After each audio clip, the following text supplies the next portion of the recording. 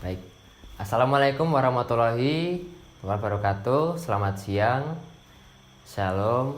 Salam sejahtera bagi kita semua. Om Swastiastu, Namo Buddhaya, dan salam kebajikan. Puji syukur kita panjatkan kepada Tuhan Yang Maha Esa atas rahmat dan karunia-Nya yang telah dirahmatkan kepada kita sehingga kita dapat berkumpul di sini dengan sehat walafiat.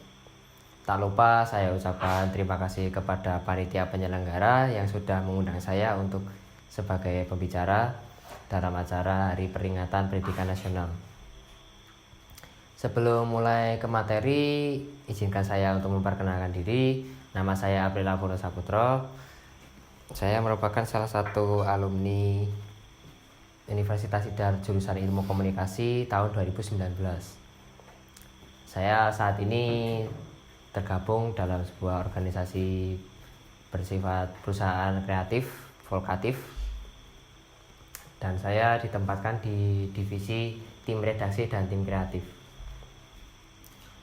Dalam kesempatan kali ini saya akan membahas mengenai dan juga bertepatan dengan Hari Pendidikan Nasional bahwa pendidikan itu bisa dianalogikan sebagai air. Kenapa bisa sebagai air? Karena air itu bisa menumpaskan rasa dahaga akan ilmu pengetahuan. Kemudian air juga bisa menumbuhkan tunas-tunas yang akan tumbuh di masa depan. Tetapi juga air itu bisa menjadi bencana jika penempatannya yang kurang sesuai atau tidak sesuai dari hulu ke hilir. Nah, maka dari itu untuk kalian sebagai mahasiswa Visipol dan Universitas Idar, oh iya, saya lupa menyebutkan selamat sebagai mahasiswa baru yang telah masuk tes seleksi masuk Universitas Idar, dan saya ucapkan semangat juga untuk para mahasiswa tingkat akhir. Baik, saya lanjutkan. Setelah kita melalui proses pendidikan formal selama 12 tahun, kita akhirnya menjejakkan kaki ke jenjang lebih tinggi, yaitu tingkat perkuliahan. Nah, di tingkat perkuliahan ini kita ditekankan untuk mulai menanamkan konsep berpikir kritis. Konsep berpikir kritis itu mengenai bagaimana Anda menyikapi atau mengevaluasi suatu teorema yang Anda terima dan bagaimana respon Anda ketika menanggapi sesuatu. Kemudian pentingnya pendidikan dalam konsep berpikir kritis adalah dapat menjadikan acuan atau dasar sebagai pemilahan-pemilahan seperti informasi dan ilmu pengetahuan yang akan kalian serap. Nah, jika dianalogikan dengan air, maka kita itu bisa diibaratkan sebagai penyuling atau bukan penyuling sih, lebih tepatnya penyaring ya, filter.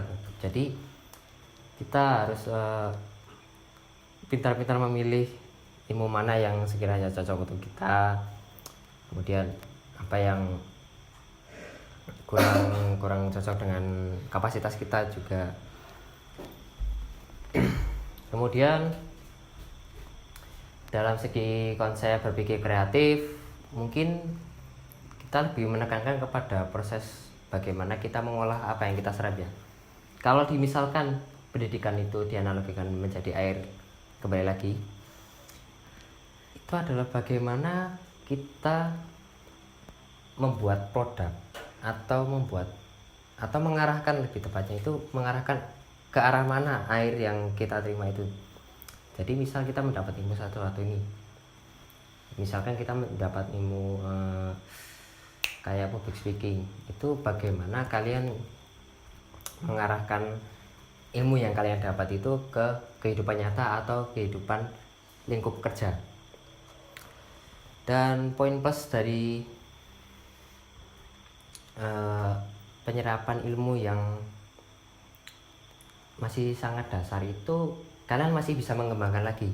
Nah, dan itu masuk bagaimana tingkat kreativitas kalian ada di situ. Jadi semakin banyak ilmu dan juga semakin banyak pengalaman yang Anda serap, itu juga memperbesar wadah atau kapasitas Anda dalam sebagai mahasiswa dan sebagai manusia, atau lebih tepatnya ya orang lah.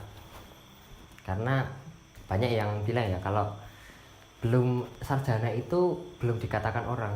Ya sebenarnya nggak benar juga nggak benar.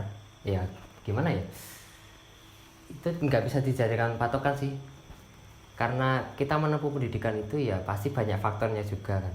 Maksudnya itu kayak faktor-faktor eksternal dan faktor-faktor internal itu juga perlu dipertimbangkan kalau kita ingin melanjutkan tingkat pendidikan yang lebih tinggi. Semisal kalau kita sehabis lulus dari S1 kemudian kita mau melanjutkan ke S2, itu pasti ada faktor eksternal yang seperti biaya, terus kemudian kapasitas dari kampus yang menerima, apalagi apakah itu kampus yang ada jurusan S2-nya itu satu jurusan dengan yang apa kita mau atau tidak. Dan kembali lagi, bagaimana kekreatifan manusia atau orang itu beragam, karena yaitu tadi semakin banyaknya wadah yang kita siapkan atau semakin banyaknya ilmu yang kita serap, maka itu bisa kita olah lagi ke kreatifnya. Dan juga konsep berpikir kreatif itu merupakan konsep berpikir yang berlangsung secara terus-menerus dan konsisten. Kemudian ilmu itu kalau kita analogikan kembali lagi dengan air adalah bagaimana kita menyalurkannya untuk siapa. Lebih tepatnya itu bagaimana untuk siapa kita menyalurkan ilmu tersebut. Karena seperti guru-guru pada SD dan SMP, SMA itu mereka bisa diibaratkan sebagai dirijen yang kemudian mengalirkan air, misal kayak air aqua itu ke gelas. Nah, para siswa-siswa SD, SMP, SMA ini merupakan wadah-wadah gelas itu lagi.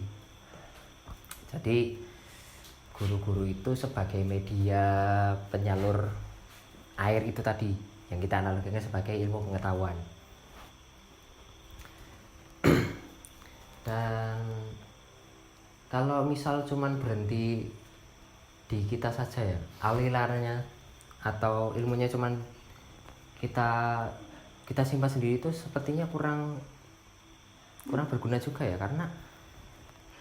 Karena begini, saya itu dari pengalaman pertama kerja di vokatif itu juga apa-apa itu saya baca dari yang senior. Jadi kayak mereka tuh udah punya ilmu ini, kemudian mereka menyalurkan ke saya gitu loh. Jadi kayak kalau ilmu cuma disimpan sendiri itu kayak nggak berguna atau nggak efektif lah, bisa dikatakan seperti itu.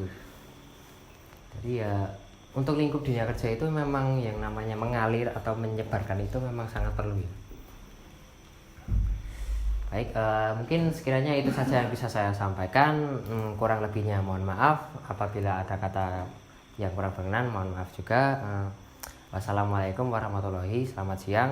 Shalom, salam sejahtera bagi kita semua. Om Swastiastu, Namo Buddhaya, dan salam kebajikan.